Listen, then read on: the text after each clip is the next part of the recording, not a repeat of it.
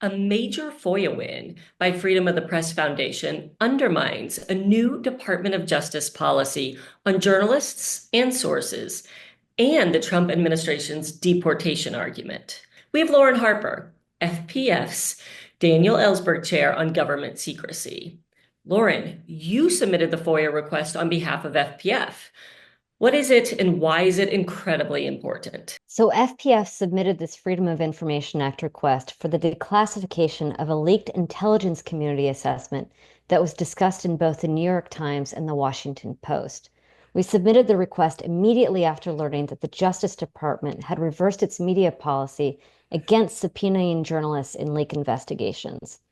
Both papers had alleged that the leaked intelligence community assessment contradicted the Trump administration's claims that the Venezuelan government was coordinating with the Tren de Aragua gang. This was the administration's basis for invoking the 18th Century Alien Enemies Act to have groups of Venezuelan men deported to El Salvador. And why did you submit it in the first place?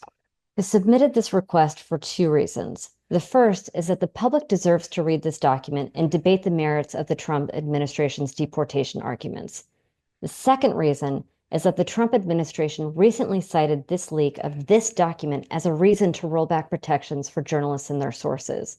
A memo from Attorney General Pam Bondi had the audacity to say that the leak of this document was illegal and wrong and made it harder for the Justice Department to protect America. Our FOIA release shows that's a lie, and the leak of the document was used as an excuse to come after journalists and sources and shield the Trump administration from accountability. And you submitted the FOIA request on behalf of FPF, and it was released.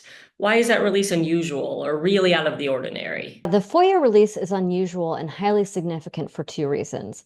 The first is the substance, which shows that the Trump administration's excuses for deporting people to Venezuela are hollow, and that the crackdown on journalists and sources was just an attempt to make it easier for the administration to lie to the public. But the FOIA release itself is also unusual because it came about so quickly. It only took 7 business days to get the document released. Now, this probably means that somebody within the intelligence community wanted this document out in the public, which is also significant. Thank you, Lauren, and thanks for all your work on this. And if you want to read more, go to freedom.press/secrecy and follow the links in our bio.